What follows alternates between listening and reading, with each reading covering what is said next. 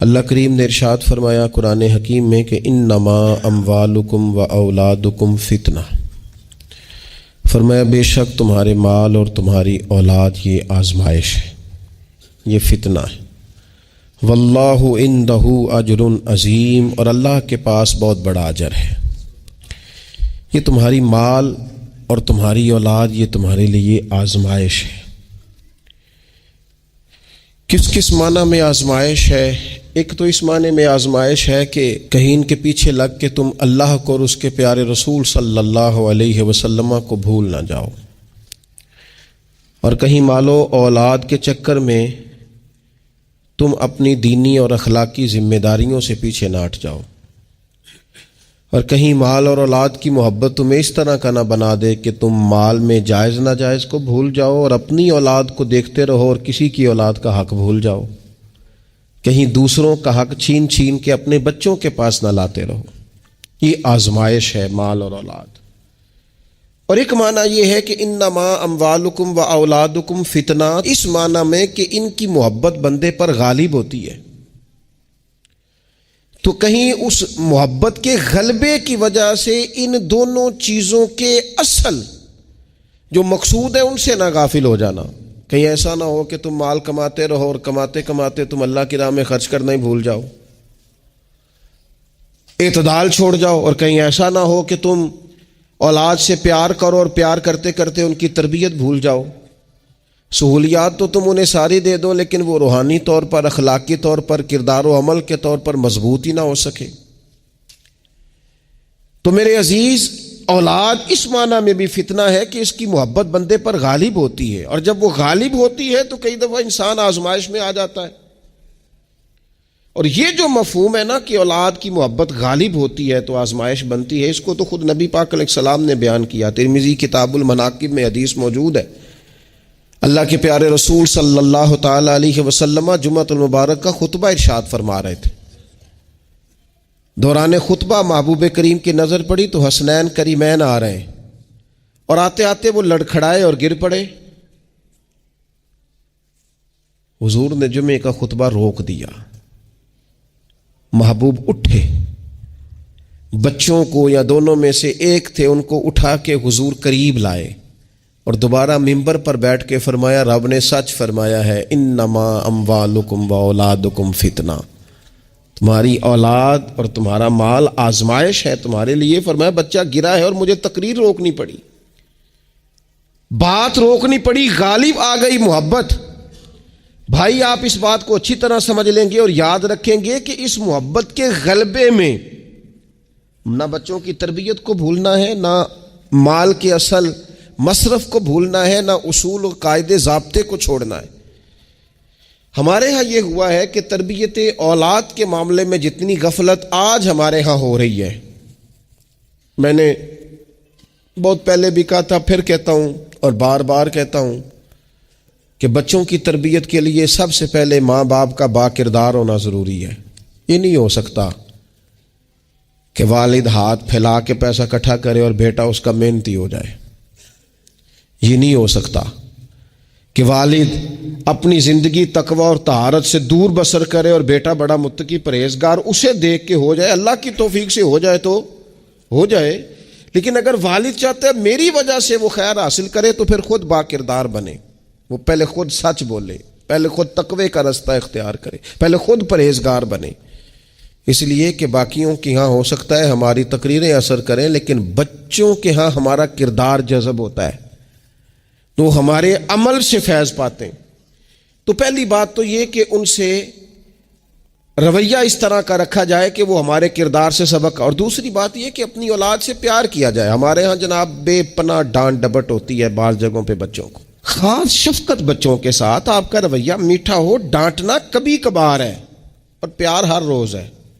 نبی اکرم صلی اللہ تعالی علیہ وآلہ وسلم بچوں سے اس طرح محبت کرتے تھے کہ حسنین کریمین کو، یہ ذرا بات پر غور کرنا، حضور اپنے نواسوں کو چوما بھی کرتے تھے اور سونگا بھی کرتے تھے۔ یہ بڑی خاص بات ہے، اس پر توجہ کریں۔ اور حضور سونگ کر پتہ کیا فرمایا کرتے تھے؟ فرمایا یہ میرے بچے میرے لیے پھول ہیں جنت کا۔ حضور ان کو سونگتے، آپ کسی خاص چائے کو سونگھتے ہیں، کوئی خاص ہی معطر چیز ہو تو سونگھتے ہیں۔ حضور نے یہ جو ایک خاص انداز اپنی اولاد کے لیے کیا اور ہمیں حضور نے ہمارے لیے نمونہ چھوڑا، یہ سمجھنے کی بات۔ نبی پاک علیہ الصلوۃ والسلام کی نواسی جناب امامہ بنت زینب رضی اللہ تعالی عنہما، ایک ہار آیا حضور کے پاس تحفے میں، تو حضور نے فرمایا میں نے اس کو دینا جو مجھے سب سے زیادہ پیارا ہے۔ ازواج مطہرات کہتے ہیں دوڑ لگ گئی تھی، حفصہ کو ملے گا، میمونہ کو ملے گا، ام حبیبہ کو ملے گا۔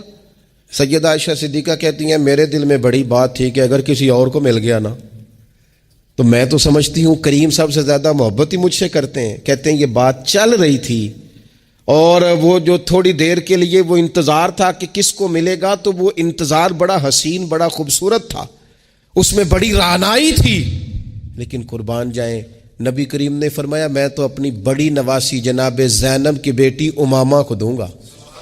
اور حضور نے وہ ہار لا کے انہیں اپنے دستے مبارک سے پہنایا، فرمایا کتنا پیارا لگ رہا ہے میری بیٹی کو۔ تھوڑا سا نا اپنے رویے میں وسعت، بچوں کو ہماری حاجت ہے اور ہمیں دولت کی حاجت ہے، ہمیں پیسوں کی حاجت ہے۔ ہمارا گاہک آ جائے تو بچے کو تھپڑ مارنے سے باز نہیں آتے۔ 2 4 5 منٹ کی مصروفیت ہے کسی بندے کی تو وہ کیا کہے گا کہ لو جی بچہ آ گیا ہے، تو بچے کے ساتھ کھیلنا بچے سے، او سنو یار حد ہو گئی۔ نسائی میں موجود ہے سیاستہ کی روایت، نبی پاک نے سجدہ لمبا کر دیا، نہ میں اس سے بڑی بات نہیں آپ کو سنا سکتا، لمبا سجدہ ہو گیا، لمبا۔ صحابہ فرماتے پریشان ہو گئے اور طویل سجدہ رسول پاک نے فرمایا سجدہ۔ صحابہ فرماتے ہیں جب رسول پاک علیہ الصلوۃ والسلام نے نماز کی تکمیل کی تو 2 باتیں ہم نے عرض کی، حضور ایک تو ہم پریشان ہو گئے تھے کہ کوئی ایسی بات نہ ہو گئی ہو، خدا نہ خواستہ کوئی ناخوشگوار بات، اللہ کے حکم نے بھی آنا ہے آپ نے ہمیں بتایا ہے، اور دوسرا ہمارا خیال تھا کہیں وحی تو نہیں نازل ہونی شروع ہو گئی۔ کئی دفعہ وحی آتی ہے تو دیر تک محبوب ایک حالت میں رہتے ہیں، ان 2 میں سے کوئی ایک ہوگی، تو حضور نے فرمایا یہ دونوں نہیں تھی۔ یا رسول اللہ پھر کیا تھا؟ فرمایا وہ میرے بیٹوں میں سے نا، حسن اور حسین میں سے ایک میرے کندھے پہ سوار ہو گیا تھا، اور یہ لفظ ہے حدیث پاک میں سیاستہ میں، فرمایا مجھے اچھا نہیں لگ رہا تھا کہ میں بچے کو اتاروں گا تو وہ ذرا ناگوار محسوس کرے گا۔ حضور آپ رسول ہیں اور نماز اللہ کی، اور اس دوران بھی بچے کی چاہت کا خیال، تیری صورت تیری سیرت زمانے سے نرالی ہے، تیری ہر ایک ادا پیارے ادائے بے مثالی ہے، بے مثالی ہے تیری ادائیں۔ فرمایا بچہ کہیں اسے کوئی، تو بچوں کے احساس ہی نہیں ہے، آپ نے جب چاہا ڈانٹ دیا، آپ نے جب چاہا جو مرضی کر دیا۔ ابا جی کا ڈنڈا گھر میں لٹکنا چاہیے، حکم ہے، لیکن ابا جی کو ماتھا بھی تو بار بار چومنا ہے نا، سختی تو کبھی کبھی ہے اور محبت بار بار ہے، تو جو بار بار کام ہے اس کا عادی ہونا چاہیے کہ جناب وہ چپ کر دو، تمہارا ابا آ گیا، ابا جی آئے ہیں کہ ہٹلر آ گیا گھر میں، یہ کیا بات ہوئی بھائی؟ والد کو تو شفیق ہونا چاہیے، مہربان ہونا چاہیے، اس کے اندر خوبصورتی ہونی چاہیے، اس کے اندر رعنائی ہونی چاہیے۔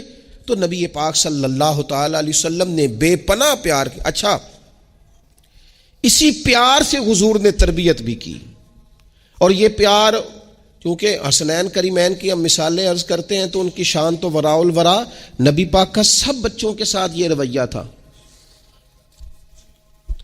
حضرت انس بن مالک کہتے ہیں میں حضور کا خادم ہوں، میری اماں خدمت کے لیے چھوڑ کے گئی، پر حضور جب بھی مجھے بلاتے کہتے یا بنیا، او میرے پیارے بیٹے۔ یہ خادم ہے گھر میں بچہ، خدمت گزار، اسے بھی او پیارے بیٹے، اور پاس بٹھا کے نصیحتیں کرتے حضور، کہتے دیکھنا صبح اس حال میں کرنا کہ بغض نہ ہو کسی کا، انس میرے بیٹے یہ بھی میری سنت ہے۔ کبھی بھی اپنے بچوں کو دوسروں کے بچوں کی مثالیں نہ دیں، فلانے کا بچہ ادھر چلا گیا، بھئی آپ کیوں کمپیریزن کرتے ہیں کسی کے ساتھ؟ اگر ان کو کبھی مثال دینی پڑے تو یا حضرت اسامہ بن زید کی دینا، اگر کبھی مثال دینی پڑے تو حضرت معوذ اور معاذ کی دینا، اب کبھی مثال دینی پڑے ان کو تو حضرت عبداللہ بن زبیر کی دینا، اور جب زیادہ کلیجے ٹھنڈے کرنے ہوئے تو پھر امام حسن اور حسین کی مثال دینا۔ لیکن یہ کیا بات ہوئی فلانے کا بچہ دولت مند ہو گیا تو پیچھے رہ گیا؟ کیا بات کرتے ہیں آپ کے بچے کی عزت نفس ہے، وہ وقار رکھتا ہے، وہ سوچ رکھتا ہے. اور میرے نبی پاک نے فرمایا اپنی اولاد کی عزت کرو. کس کی؟ ہاں، اپنے بچوں کو اکرام دو. ہر وقت ایک بزرگ کے پاس لوگ اپنا بچہ دم کرانے آئے تو ماؤں کی ایک طریقہ ہوتا ہے بات کرنے کا. اس نے آ کے کہنا شروع کر دیا، پہلے سارے ٹھیک تھے، سمجھدار بھی تھے، بات میں مانتے تھے، یہ ضدی بھی ہے، نکما بھی ہے، نکھٹو بھی ہے، لڑتا بھی ہے. تو بزرگ کہنے لگے میں دم کر دیتا ہوں، لیکن میری بہن اس بوڑھی عورت کو فرمانے لگے یا اس کے باپ کو کہ بھائی آپ یہ جتنی باتیں آپ نے کی ہیں نا، کیا ہی اچھا ہوتا آپ اس کے سامنے نہ کرتے، یہ لفظ آپ یوں ادا نہ کرتے. آپ تو اسے پکا کر رہے ہیں کہ تو ضدی ہے، آپ تو کنفرم کر رہے ہیں کہ تو لڑاکا ہے، آپ کنفرم کر رہے ہیں کہ یہ نافرمان ہے. کیوں آپ نے اس کے سامنے یہ باتیں کی؟ یہ آپ کو اگر کرنی تھی، کوئی دعا چاہتے تھے آپ اس کے لیے، تو آپ تنہائی میں مجھ سے بات کرتے. آپ اسے پکا کرا رہے ہیں کہ جس طرح کا میں کہہ رہا ہوں تو یہ بچے کا ذہن بن جاتا ہے. جو اسے بار بار کہا جاتا ہے نا، اس کا ذہن بن جاتا ہے میں ہوں ہی اس طرح کا، مزاج اس طرح کا. اسے کبھی پکا نہ کریں، اسے تسلی دیں، اسے تشفی دیں، اس کی ڈھارس بندھائیں، اس سے پیار کریں، اس کے ساتھ محبت کریں. اسے آپ اس طرح کا رویہ دیں کہ بچہ آپ پر اعتماد کرے. آپ کو پتہ ہے یہ جو بہت سارے بچوں کے ساتھ خدا نہ خواستہ کوئی اپنا بیگانہ کسی قسم کی کوئی زیادتی کرنے لگ جاتا ہے، وہ گھر کیوں نہیں بتاتے؟ وہ کسی جبر کا شکار ہو یا کسی بلیک میلنگ کا شکار ہو، وہ اپنے گھر میں کیوں ڈسکس نہیں کرتے؟ گھر والوں نے پریشر اتنا زیادہ ڈالا ہوا ہے. ان رویوں سے باہر آئیں آپ، اور زندگی کو اس خوبصورتی کے مطابق آپ کا بچہ آپ پر اعتماد کرے، وہ آپ سے کہہ سکے، وہ آپ کو اپنا دکھ بتا سکے. اس کو پتا ہو کہ ہر معاملے میں میری غلطی نہیں نکالی جائے گی. اسے پتا ہو کہ میں جب کوئی بات کروں گا تو میری سنی جائے گی، گھر کے اندر میری رائے کو اہمیت دی جائے گی. یہ ہمیں احساس کمزوری سکھاتے ہیں بعض اوقات بچوں کو. اس سے باہر آئیں. او نہ تسی نہ اچھے کپڑے پایا جے، کوئی کیا کہنے دو جس نے جو کہنا ہے.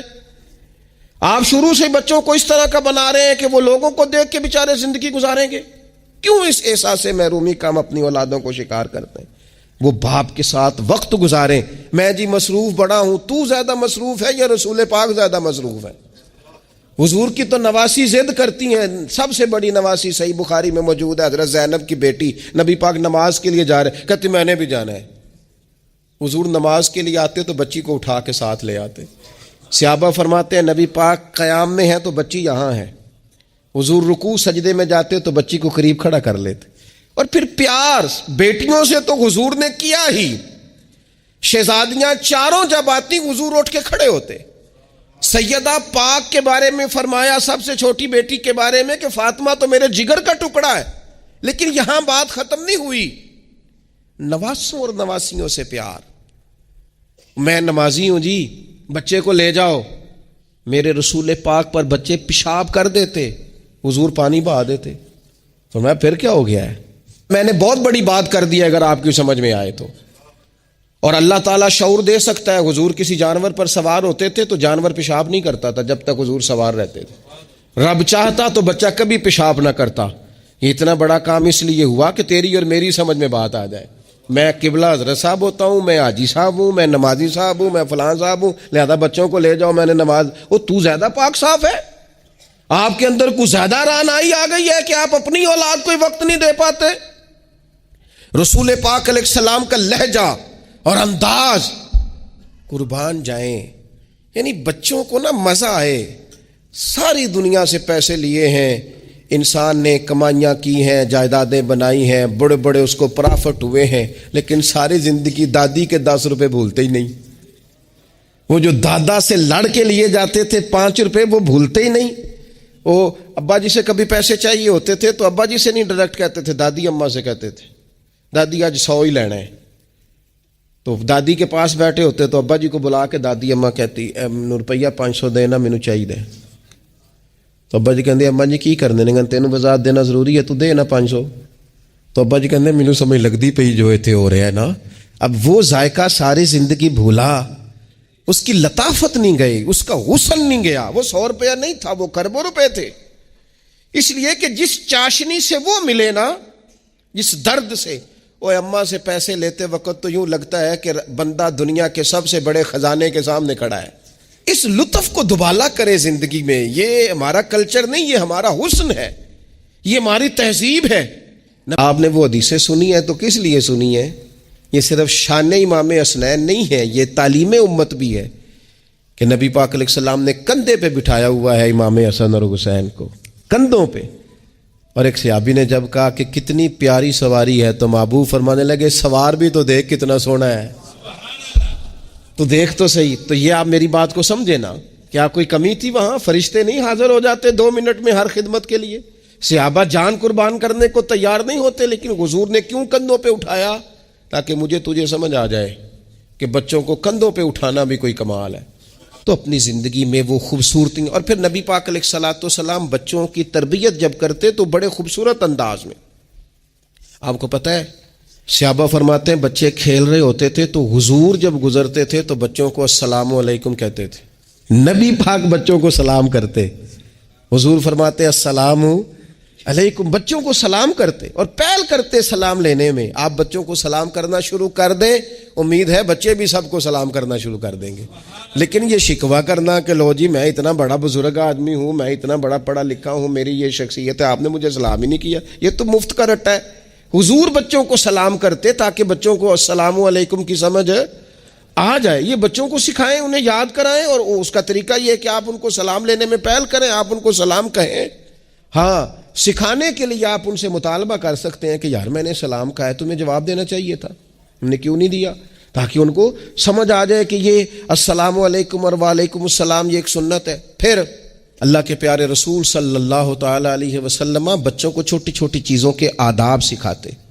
حضور تشریف فرما تھے تو ایک بچہ اندر آ گیا، السلام علیکم کہہ کے داخل ہو گیا. تو محبوب کریم نے بڑی محبت سے بڑے خوبصورت لہجے میں فرمایا بیٹا واپس جاؤ، پہلے اجازت لو، پھر سلام لو، جب اجازت مل جائے پھر اندر آنا. اس لہجے میں اتنی خوبصورتی تھی کہ اس بچے کے دل کی گہرائی تک میں سمجھتا ہوں بات اتر گئی ہوگی. وہ واپس گئے، انہوں نے جا کے اجازت مانگی، اجازت ملی اور سلام لے کے وہ دروازے رسول پہ حاضر ہو گئے. بچوں کے ساتھ خاص محبت، خاص دلچسپی. ایک دفعہ میں حرمین شریفین حاضر تھا، میرے بالکل سامنے اگلی صف میں نماز کا ٹائم ہو جاتا ہے جب، تو آہستہ آہستہ لوگ زیادہ آنے شروع ہو جاتے ہیں. تو زیادہ رش ہو رہا تھا، لوگ زیادہ جمع تھے.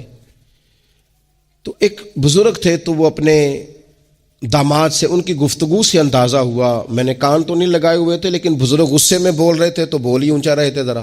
تو وہ کہہ رہے تھے اپنے داماد سے کہ بیٹا تو ہے تے جوائی ہیں، اب تینوں میں گل کرنا مناسب تے نہیں سمجھدا، پر یہ کہ بچے تو آپ نے میرے ذمہ لگا دیے، وہ مجھے نہ عبادت کرنے دیتے ہیں، نہ قرآن پڑھنے دیتے ہیں، نانا نانا کہہ کے میرے پیچھے ہی بھاگتے رہتے ہیں. تو میں حاضر ہوں لیکن تھوڑا سا نہ ان کو سمجھائیں اور قائل کریں، یہاں آ کے مجھے ذرا اللہ اللہ کرنے دیں. تو وہ بچہ معذرت خانہ انداز میں اپنے سسر کو، بزرگوں کو تھوڑا سا قائل کرنے کی کوشش کر رہا تھا کہ چلیں اب خیال کریں گے، ہم کہتے تو بڑا ہیں کہ ہمارے ساتھ آئیں لیکن وہ آپ کے پیچھے جاتے ہیں، کریں کیا؟ تو اب مجھ سے نہ رہا گیا، میں نے ان سے کہا بزرگوں مناسب تو نہیں لیکن آپ بولے اونچا ہے تو سون صاحب نے لیا ہے، آپ کی ذاتی بات ہے، اگر اجازت دیں تو ایک جملہ کہہ دوں. تو پلٹ کے میری طرف دیکھ کے کہنے لگے مولوی صاحب آکھو. تو میں نے ان سے کہا بڑے خوش نصیب نہیں، اس مسجد میں بیٹھ کر نواسوں کا خیال رکھنا اور ان سے پیار کرنا، یہ تو مدینے والے رسول کا طریقہ ہے. اور این سعادت بازور بازو نیست تان بخشندہ خدائے بخشن. کچھ سعادتیں ایسی ہوتی ہیں جو بازو کی قوت سے نہیں ملتی، تبھی ملتی ہیں جب رب عطا کرتا ہے. تو میں نے کہا یہاں تو نواسوں سے کھیلنا حضور کا طریقہ ہے. بعض چیزوں میں اللہ اثر رکھتا ہے. تھوڑی دیر خاموش رہے، پھر میں نے انہیں آنسو پونچھتے بھی دیکھا. کہنے لگے اللہ تہاڈا بھلا کرے، لو بھائی پتر ہن تسی بھاویں آرام کرو. بعض دفعہ باتیں وہ ناراض بھی ہو سکتے ہیں، تو میں تیار تھا اگر وہ ناراض ہوں گے تو میں معذرت کروں گا، لیکن تھوڑا سا نا ایک بات میں نے ضرور کرنی ہے آپ سے. مجھے بڑا مزہ آیا، مجھے پتہ نہیں اب وہ کالم نویس زندہ ہیں کہ نہیں، عبد القادر حسن ہوتے تھے، انہوں نے ایک بات لکھی تھی مجھے بڑی یاد رہ گئی، اور جس دن میں نے پہلی دفعہ پڑھی تھی میں رویا بھی بڑا. وہ کہنے لگے ایک دفعہ گورنر مدینہ نے نا حکم دیا تھا کہ چھوٹے بچے لوگ مسجد میں لے کے آتے ہیں روضہ رسول صلی اللہ علیہ وسلم پر، تو بچے قالین خراب کر دیتے ہیں، مختلف قسم کی چیزیں گرا دیتے ہیں، تو اس طرح کریں کہ بچوں کو منع کیا جائے، اور کم از کم مقامی لوگوں کو ضرور منع کیا جائے کہ وہ بچوں کو لے کے نہ آئے۔ انہوں نے لکھا تھا کہ رات ہی کو اس شخص کو خواب میں رسول پاک علیہ السلام کی زیارت نصیب ہوئی۔